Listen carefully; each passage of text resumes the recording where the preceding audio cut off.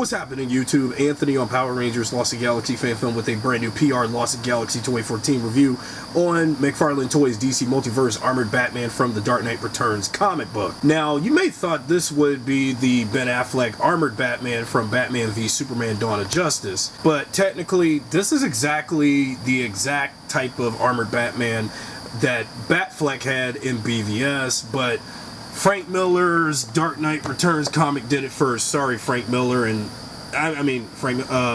Zack Snyder. Sorry, I don't know why I'm getting them all mixed up when Snyder was the filmmaker behind BVS. But I did manage to get this Armored Batman probably at Walmart or Target or so, wherever I found it.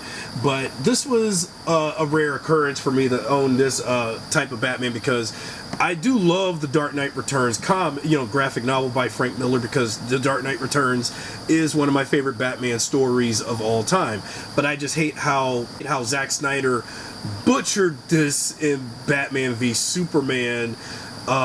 Even though the armored bat suit that Ben Affleck had in BVS was alright, an alright translation from this, but you just cannot beat the comic book version of this. But even though the comic book version, did inspire BVS to adapt that finally in a live action DC film or DC, Batman movie, Batman and Superman crossover movie, because it had never been done before in live action. But whenever I do own a McFarlane Batfleck in his armored bat suit from BVS in my collection, I will see how this stacks up with the comic book accurate version.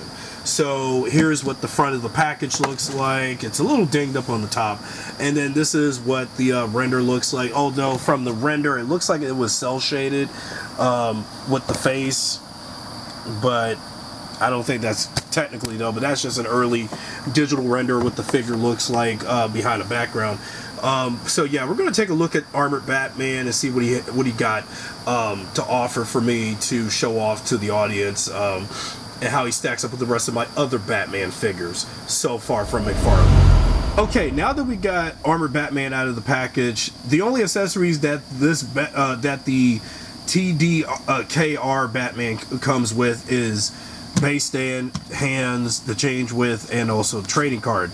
So he doesn't have that many accessories. So like I do with every of these figures, look at these hands, what he comes with. He comes with these hands where you can switch out which are just all open hands and open grips, like he wants to grab something, and switch those hands out if you want to.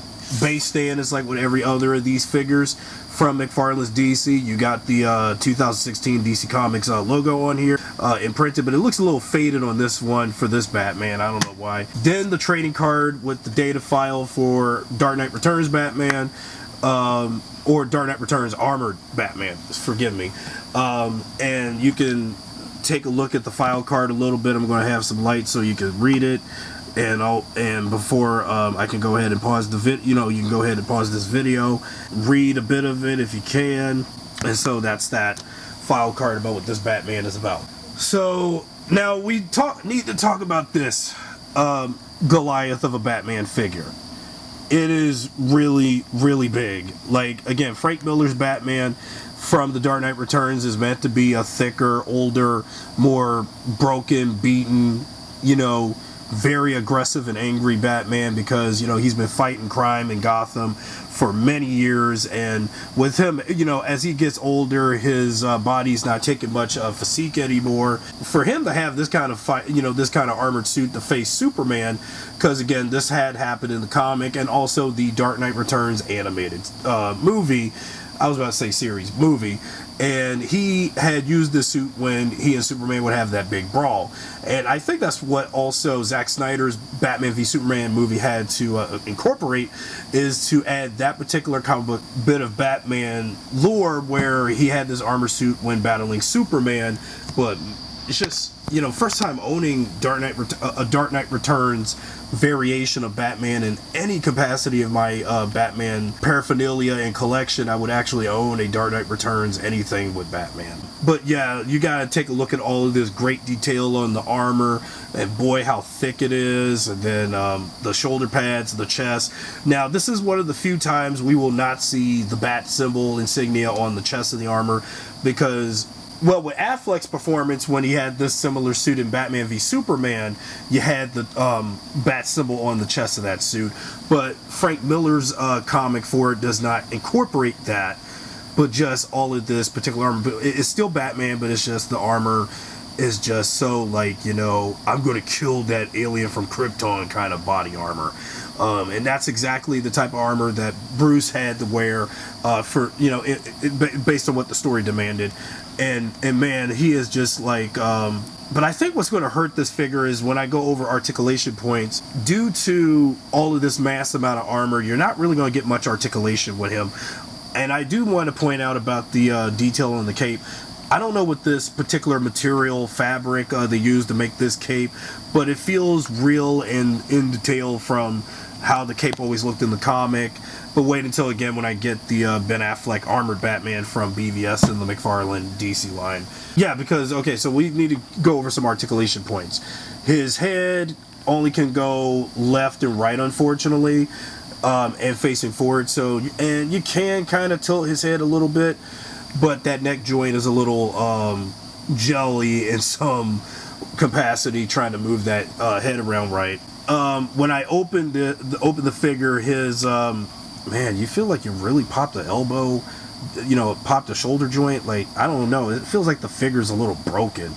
Maybe it's just for my armored Batman, but that it's just from the way how this arm feels, because again, given the massive amount of armor, especially on this arm, it feels like this arm is a little loose on my figure, and that's not good. I don't want to break it though. But let's take a look at some elbow crunches, if there is any that I need to point out. Elbow crunch due to the mass amount of armor on parts of the elbow, you know, the elbows, forearms. You can't really crunch the arms all the way. Then there's also a little bit of some chafing too, and on that arm. And same go on this arm, but on this arm, the elbow crunch is just like this apparently, so you can't really do much elbow crunching on that. No abdomen crunch, unfortunately, due to the mass amount of chest armor on this Batman. So no abdomen crunch this time. What about, okay, leg movement? Leg movement is what you would expect, but due to mass armor again, all of the armor around the upper legs and lower legs, and also the knees.